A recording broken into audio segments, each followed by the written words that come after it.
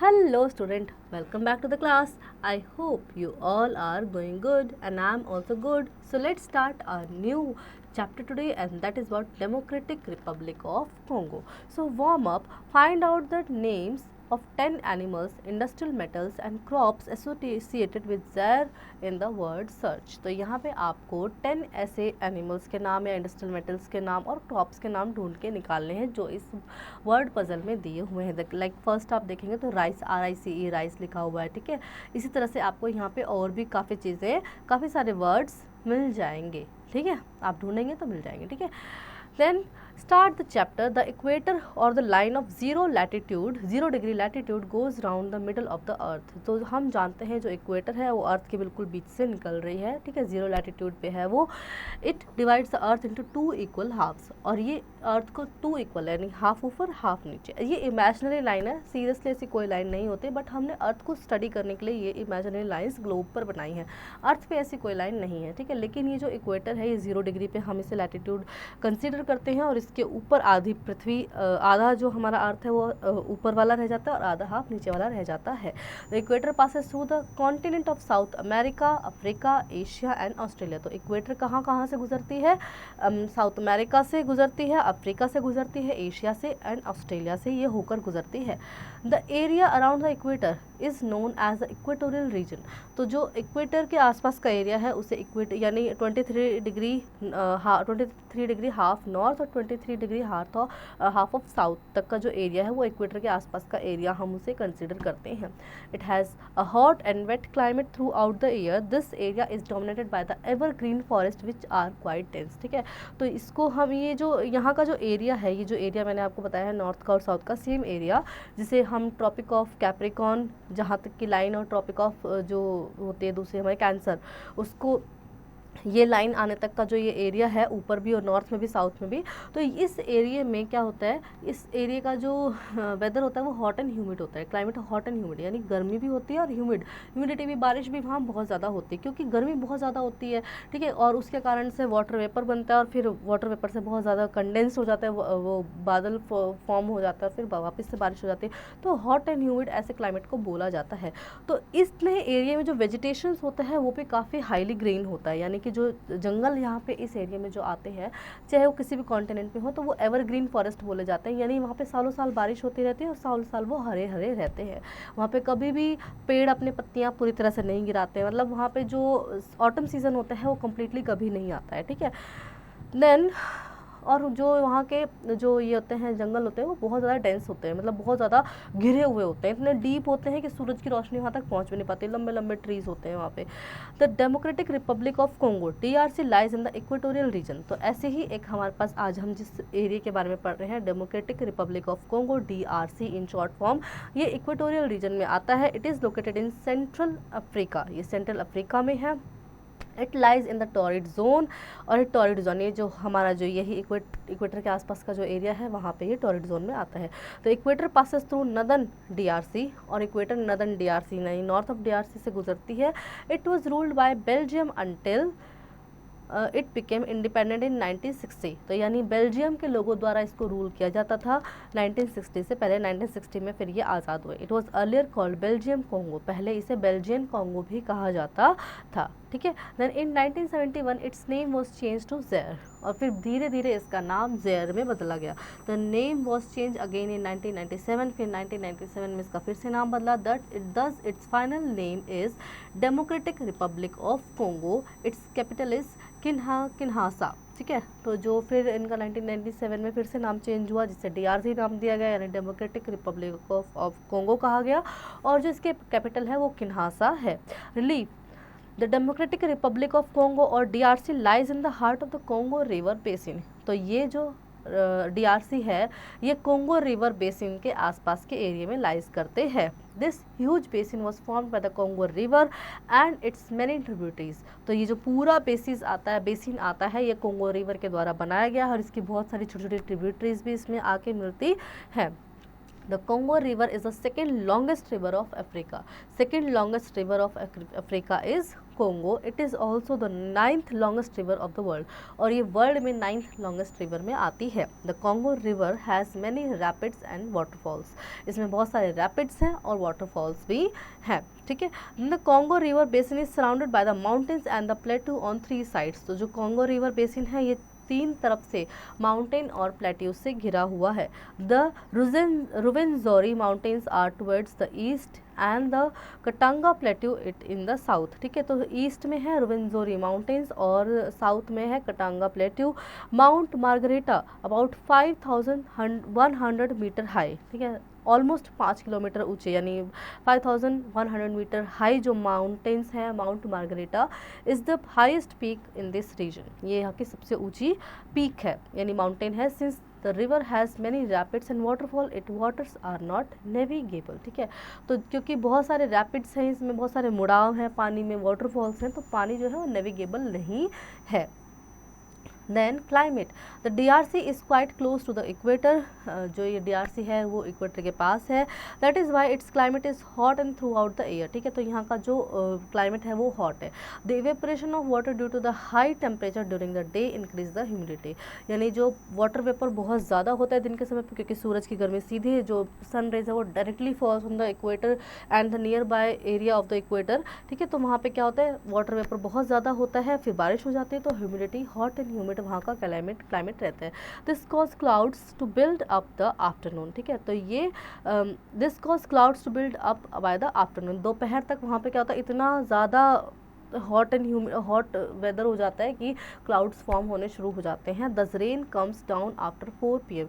4 बजते बजते वहाँ बारिश हो जाती है. This happens almost every day. रोज होता है. Making the region one of the wettest place in the world. और इसको वेटेस्ट सबसे गीला प्लेस माना गया है. In some parts of DRC specially in the south there isn't much rainfall. कुछ DRC का पार्ट ऐसा भी है साउथ में जहाँ पे ज़्यादा रेनफॉल होती ही नहीं है. While the summer is hot and wet. Summer वहाँ पे बहुत हॉट और सूखे मतलब समर वहाँ पे गर्म और गीले होते हैं. The winters is cool and dry. और विंटर्स कैसे होते हैं कूल ठंडे और सूखे होते हैं. ठीक है.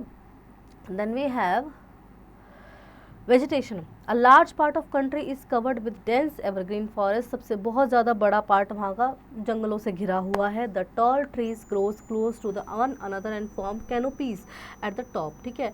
तो वहाँ पे बड़े लंबे लंबे ट्रीज होते हैं जंगलों में और वो ऊपर कैनोपी बनाते हैं. मतलब कैनोपी मतलब इतने ज़्यादा घने हो जाते हैं ऊपर से कैनोपी बन जाती है कि नीचे तक धूप पहुँच नहीं पाती. सूरज की जो सनराइज है वो नीचे तक पहुँच ही नहीं पाती है. ठीक है. Due to this the sunlight is not able to reach the ground. The forest have a large variety of trees along with creepers, climbers and shrubs. तो फॉरेस्ट में सबसे ज़्यादा बहुत बड़े बड़े ट्रीज क्रीपर्स क्लिम्बर्स बहुत सारे पाए जाते हैं. The main trees are ebony, mahogany and rosewood. तो मेन ट्रीज वहाँ पे इबोनी है, महागोनी है एंड रोजवुड पाए जाते हैं. The savanna grassland are in the northern and southern part of the DRC. Now you can see the picture. Cassava, the staple food of the Congo people. तो it's look like the sweet potato. हम जो sweet potato बोलते हैं ना उसके जैसा ये कुछ दिखाई दे रहा है पिक्चर में. और cassava इनका staple food होता है. Then we have wildlife. A large variety of wildlife is found in the forest of savannas of this country. यहाँ पे बहुत ज़्यादा जंगली जानवर पाए जाते हैं like elephants, buffaloes, gorillas, chimpanzees, baboons, hippopotamus and rhinoceros and some mammals found in the forest. ये कुछ mammals हैं जो पाए जाते हैं. उसके अलावा lions, leopard, giraffe, zebras, wolves and elephants roam throughout the savanna. ये पूरे सवाना में पाए जाते हैं. Chimpanzees are also found in the jungle of DRC. DRC में chimpanzees भी पाए जाते हैं. ठीक है. So crocodiles are found in the plenty of rivers. जहाँ बहुत सारे rivers होते हैं, पानी होते हैं, वहाँ पे crocodiles मिलते हैं. There are many types of birds and insects in the forest. Forest में बहुत सारे birds हैं और insects हैं. Among the insects we can observe the tasty fly. ठीक है. Then this fly can cause the dreaded sleeping sickness. बहुत सारे इंसेक्ट्स के बीच में हम सेट्सी फ्लाई भी देख सकते हैं और इस फ्लाई से स्लीपिंग सिकनेस हो जाती है. Natural resources. The country is rich in minerals. बहुत सारे तरह के मिनरल्स यहाँ पाए जाते हैं. The minerals found in DRC are coal iron ore, bauxite, radium, uranium, germanium, tin, manganese, zinc, silver, gold, diamond, copper, cadmium, cobalt, etc. So DRC has lots of minerals found in their country like coal, iron ore, bauxite, radium, uranium and many more. The country has about 65% of the world's total reserve of cobalt, बहुत सारा cobalt, 65% of cobalt of the world found here in DRC. The natural wealth of the country however has been both a blessing and a curse for the people. जो natural wealth है वो यहाँ की blessing भी है और यहाँ पे श्राप भी है, क्योंकि नेचुरल वेल्थ में मतलब जो फॉरेस्ट वगैरह है वो एक तरह से श्राप भी है, क्योंकि श्राप इसलिए है कि बहुत ज़्यादा फार्मिंग नहीं हो सकती और रहने वाला एरिया यहाँ पे कम है. ठीक है, बहुत सारे वाइल्ड एनिमल्स हैं फिर फॉरेस्ट में. और उसके बाद जो यहाँ के जो इनको ब्लेसिंग है वो किस लिए है कि वेजिटेशन, बहुत सारा अलग अलग वेजिटेशंस है, फिर ये चीज़ें नदियाँ हैं, पहाड़ हैं, तो ये चीज़ें अपने आप में एक ब्लेसिंग भी है और कर्स भी है. In the past it attach to the Europeans who exploited it for their own benefits. पहले यूरोपियंस ने इनका बहुत फ़ायदा उठाया. As a result the country remain under foreign rule for many years. Foreign rule रहा यहाँ पे even after becoming independent in 1960. The people have not been able to fully utilize their vast mineral resources for development. मतलब independent होने के बाद भी लोग यहाँ के अपने मिनरल्स को बहुत ज़्यादा यूज़ नहीं कर पाए थे, यूटिलाइज नहीं कर पाए थे. Industries are not well developed and most of the minerals are exported. ज़्यादातर मिनरल्स यहाँ से एक्सपोर्ट किए जाते हैं because they have not the enough factories to utilize the minerals. Most industrial units are use agriculture product as raw material. Consumer goods such as shoes and textiles are manufactured in cities of Kinshasa and Lubumbashi. ठीक है, तो बहुत सारी जो यहाँ पे textile manufacture factories हैं वो यहाँ पे किन्हासा में और लुबुम्बाशी में हैं. Agriculture farming is done in large area from where forest have been cleared. Forest को क्लियर करके फार्मिंग की जाती है. The major food crops grown here are cassava, maize and rice. तो मेजर फूड क्रॉप्स हैं cassava, यहाँ का जो स्टेपल फूड है, and the maize and rice. Coffee, cocoa, rubber and cotton are also grown and most of these are exported. इनको export भी किया जाता है, coffee, cocoa and rubber, cotton को. And fishing is done in the lakes and rivers. Then the people, this country has a low population level बहुत low population है. Most people lives in villages in the highlands in the east and along the rivers. Only about 30% of the people lives in cities. ठीक है, तो only 30% lives in cities and most of the यहाँ के जो population है वो गाँव में रहते हैं because of the farming is the main occupation of the people. Then the rich city dwellers lives in houses and apartments and have cars. जो बहुत बड़े शहरी लोग जो हैं उनके पास अपार्टमेंट्स में वो रहते हैं और उनके पास कार है. How ever the poor live in crowded unhealthy condition in slums. और जो गरीब हैं वो अनहेल्दी स्लम्स में रहते हैं, क्राउडेड एरिया में. Then villagers lives in thatched huts in separate tribes or groups each having its own customs. So जो हट्स में रहते हैं, झोपड़ियों में जो रहते हैं उनके अपने ट्राइब्स हैं, अपने ग्रुप्स हैं ट्राइबल लोगों के. And they having their own customs. There are about 200 tribes in DRC और ऑलमोस्ट 200 ट्राइब्स हैं वहाँ पे DRC में. The Bantu people constitute a majority of the population. जो यहाँ पे पॉपुलेशन ऑफ मेजॉरिटी है वो है Bantu people. They are tall and have curly hairs. ये लंबे होते हैं और इनके कर्ली हेयर्स होते हैं. They speak language belonging to the large Bantu language group. ठीक है, तो they speaks a language Bantu language. This for people follow traditional lifestyle. और ये ट्रेडिशनल लाइफस्टाइल को फॉलो करते हैं. They love to dance. उन्हें डांस करना अच्छा लगता है. They also enjoy their music. On special occasion they wear colourful dresses. ठीक है, और ओकेजन्स पे वो कलरफुल ड्रेसेस पहनते हैं. Pygmies are the original inhabitants of the country. So inhabitants जो ओरिजिनल वहाँ के लोग हैं वो हैं pygmies. And they are known as a Bambuti. और इनको मम्बूती या बम्बूती भी कहा जाता है. They are very short, less than 150 centimetres tall. ठीक है, तो ये हाइट में छोटे होते हैं. The Europeans who ruled the country in the past had driven the पिग्मीज into the forest where they lived in the hunting and gathering food. तो जब यूरोपियंस ने इन पे रूल किया था तो इन्होंने पिग्मीज को फॉरेस्ट में भगा दिया था और वहाँ पे वो हंटिंग करते थे, हंटिंग करके अपना फूड गैदर करते थे. They the few pygmies who still remain live mostly in the Ituri forest in the north east. तो अब आज भी कुछ पिग्मीज जो हैं वो इटरी फॉरेस्ट में रहते हैं नॉर्थ ईस्ट में. They live in huts and move about in search of food. वो आज भी झोपड़ियों में रहते हैं और खाने की तलाश में घूमते हैं. They still lead a primitive life.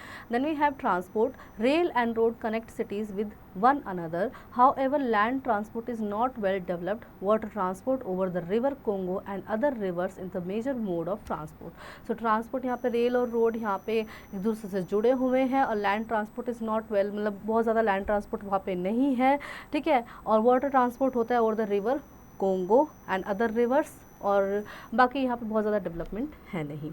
For the teacher, under your guidance, ask student to mark on the world map the region having tropical rainforest in the world. So let's memorize. Tributary, a river or stream flowing into a large river or lake. Canopy, the uppermost branches of the trees forming a continuous layer of leaves. Then exploit, make full use of and derive benefit from. Humidity, amount of water vapor in the air. Inhabitant, a person or animal that lives in a place. Quick glance, the Democratic Republic of Congo DRC is located in the tropical zone in Central Africa. The DRC has hot and wet climate. The large part of the country is covered with a dense evergreen forest. River Congo is its major river. The Bantu people constitute a majority of the population. Pygmies are the original inhabitants of the DRC. Then we have exercise time. Let's answer, tick the correct answer. The climate of the DRC is cold, hot, wet and hot and wet. तो DRC का climate कैसा है? It's hot and wet. ठीक है. Rest you will do it by your own. Then next we have fill in the blanks. The dash grasslands are in the northern and the southern part of the country. So savanna grasslands are in the northern and southern part of the country. Then we have write T for true and F for false statement. Tsetse fly cause a dreaded sleeping sickness. Yes. ठीक है. तो ये होगा आपका true. The DRC export most of its minerals, of course true. ठीक है. So आप rest वाले खुद से करेंगे. Then write short answers. Name 4 animals found in the tropical rain forest and 4 animals found in the savannas.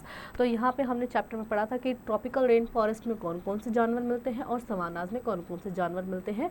तो यहाँ पे आप उनके लिस्ट बनाएंगे. 4 एनिमल्स के नाम आपको लिखने हैं. Then we have answer these question. What was is DRC known as before 1971 से पहले उसको किस नाम से जाना जाता था. ठीक है. उसको बल्गेरियन कोंगो के नाम से जाना जाता था ना. एंड बिटवीन 1971 टू 1997 हम उसको कुछ और नाम से जाना जाता था. एंड एट प्रेजेंट हम उसको DRC democratic Republic of Congo के नाम से जानते हैं. 1997 से 1997 के बीच में हमने ज़ैर के नाम से पढ़ा था कि उसको जाना जाता था. इस तरह से आप सभी पूरे पैराग्राफ के साथ आप इसको आंसर्स करेंगे. ठीक है. ये लॉन्ग आंसर्स हैं. Then HOTS, high order thinking skill. The Congo River is the lifeline of the DRC. Can you suggest some profession for this country's people that can be taken up by them to use the river? So ये आपको सोचना है कि उनका जो main वहाँ से Congo river lifeline है उसकी, और वहाँ पे वो उससे और क्या क्या कर सकते हैं अपने लाइफस्टाइल को इम्प्रूव करने के लिए. Fun to do, have a debate in the class on the topic how can African countries become fully developed.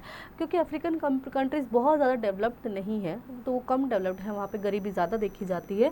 तो कैसे वो डेवलप कर सकते हैं अपने आप को, ये आपको डिस्कशन करना है. Imagine that you are a pygmy people, write a paragraph describing a day in your life. तो पिग्मी पीपल्स के ऊपर आपको अपना एक दिन कैसा होगा, जंगलों में कैसे आप रहेंगे, हट्स में रहेंगे, है ना, कितनी गर्मी वहाँ होती है, और कैसे आप अपना फूड गैदर करेंगे, हंटिंग करेंगे. तो इसके ऊपर आपको एक पैराग्राफ लिखना है. fill in the table on the Democratic Republic of Congo. तो population, currency, main religion, official language, ये आप fill करेंगे.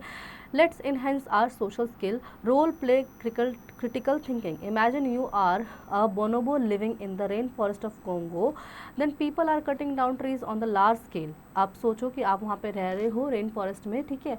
और वहाँ पे लार्ज स्केल पर पेड़ कट रहे हैं. You are hungry most of the time as food is difficult to find. आपको भूख लगती है और खाना ढूंढना मुश्किल हो गया है. Many of other bonobos have been captured and sent to the zoo. ज़्यादातर बोनोबोज को पकड़ के जू में फेंक दिया गया है. ठीक है, यानी जू में भेज दिया गया है. What would you do? You would continue to try and survive in the wild, and would you allow yourself to be captured and taken to the zoo. ठीक है. तो आप क्या करेंगे, आप सर्वाइव करने की कोशिश करेंगे या सोचेंगे कि ठीक है हमें भी जू में भेज दिया जाए. But you be the happier in the zoo, safe and well fed but kept in a cage, or in the forest hungry scared but free. Think and answer. तो आप क्या करेंगे, आप जू में रहना पसंद करेंगे जहाँ पे आप सेफ हैं, आपको खाना भी मिल जाएगा लेकिन केज में बंद है, या फिर आप जंगल में रहना पसंद करेंगे जहाँ आप भूखे होंगे, स्कैर्ड होंगे, डरे हुए होंगे लेकिन फ्री होंगे, अपनी मर्जी से ज़िंदगी जी रहे होंगे.